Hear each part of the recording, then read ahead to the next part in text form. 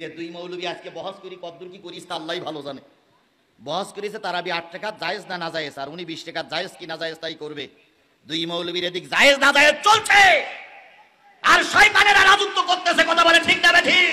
চোরের বংশরা ক্ষমতায়, আর তুমি এখানে বাহাস করতেছো। তোমার বাহাসের 1 পয়সা দাম নাই।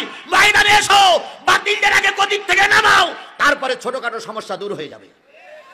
নামাজি লোকের সঙ্গে বাহাস নাই, বাহাসে যদি বসতে হবে নামাজির সঙ্গে বসতে হবে। দুইজন আজকে নাকি বহাস করবে তারাবির নামাজ 8 টাকাত না 20 টাকাত।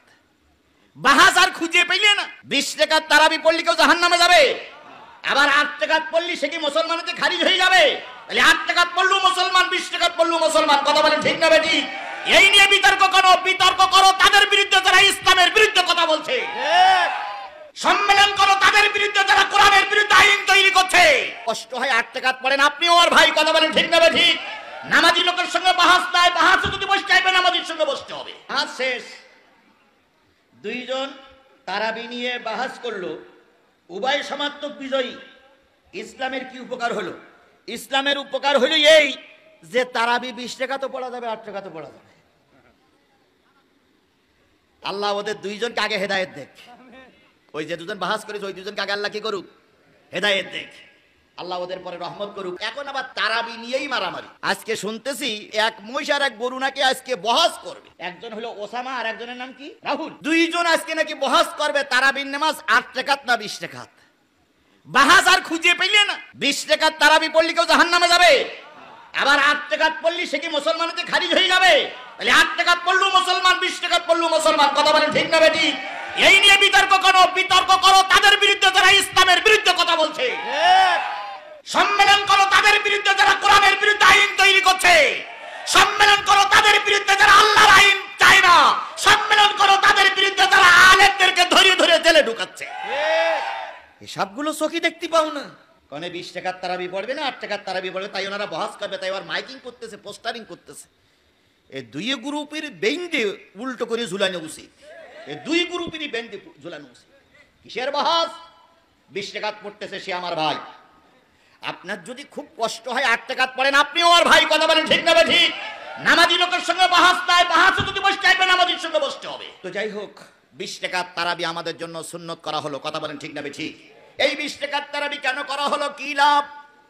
আল্লাহ নবী বলেছেন আমার উম্মতেরা বয়স কম পাবে।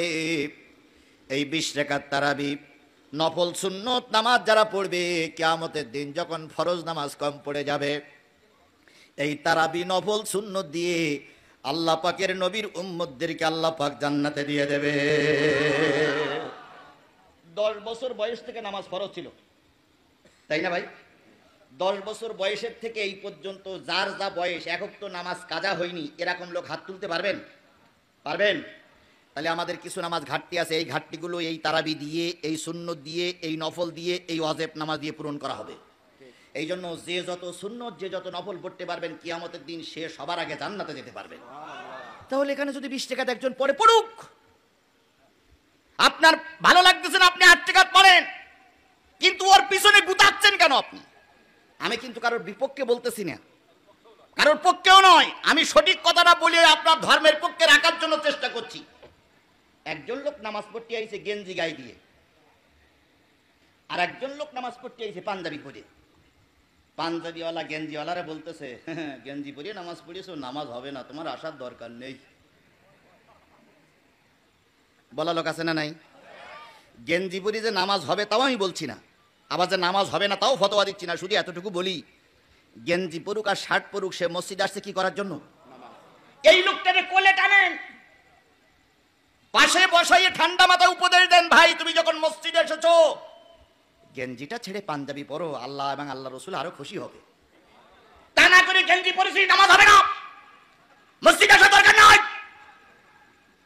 তাহলে ও পক্ষে আসলো না বিপক্ষে চলে গেল? একটা বাচ্চা মসজিদে এসেছে ইফতার করার জন্য কিংবা নামাজ পড়ার জন্য। আপনার বাচ্চা যদি মসজিদে আসে আর ইমাম সাহেব জিজ্ঞেস করে বাচ্চা কার, হুজুর ভুল কর্মে এসে গেছে, আমি আনতে চাইনি কিন্তু এসে গেছে। পরের দিন আর একটা ছেলে এসে, ছেলে কার ইফতারের সময় ছেলে এসে সব কাণ্ড জ্ঞান নয়, অথচ কালকে বলো ওর বাচ্চা আইলো। ফতোয়া দেওয়ার সময় গার দিক যখন আসে একরকম, আর অন্যের দিক যখন যখন আর এক রকম। কথা বলেন ঠিক না ঠিক? এইগুলো পরিহার। একটা ছোট্ট বাচ্চা মসজিদে আসলো, ও ওরে আদর করেন, মহব্বত করেন, নামাজের নিয়ম কানুন শিখাই দেন। ও মনে মনে ভাববে এটা বড়দের জায়গা নয়, এটাও ছোটদের জায়গা। আর যদি হেঁকে তাড়াই দেন তখন বাড়ি যেয়ে বলবে মা আমি ওখানে যাব না, ও বড়দের জায়গাও আমার না। এই ছেলেটা বেনামাজি হওয়ার মূল আপনি। কথা বলেন ঠিক না ঠিক?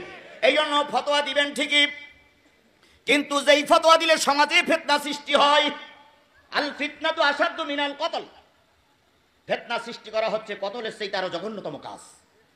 আল্লাহ আমাদের ফিতনা বন্ধ করে রসুলের তরিকা মোতাবেক চলার তৌফিক দান করুক। সকলে বলুন আমিন। আফজালুল জিহাদ কালিমাতুল হক ইনদা সুলতানুন জায়ের।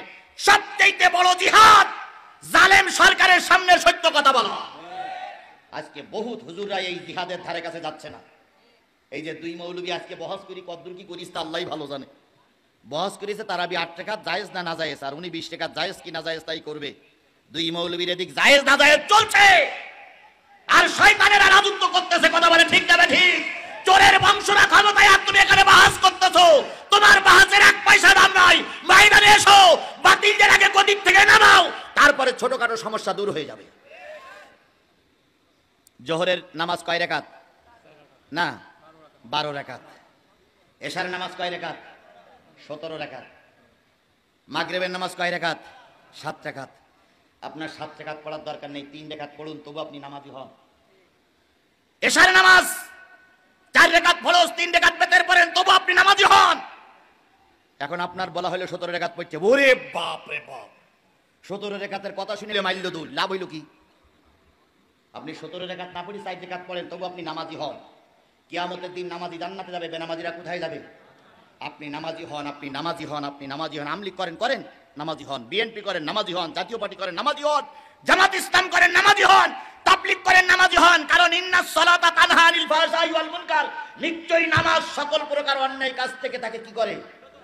বিরত রাখে। আল্লাহর কথাটা ফাউল নয়।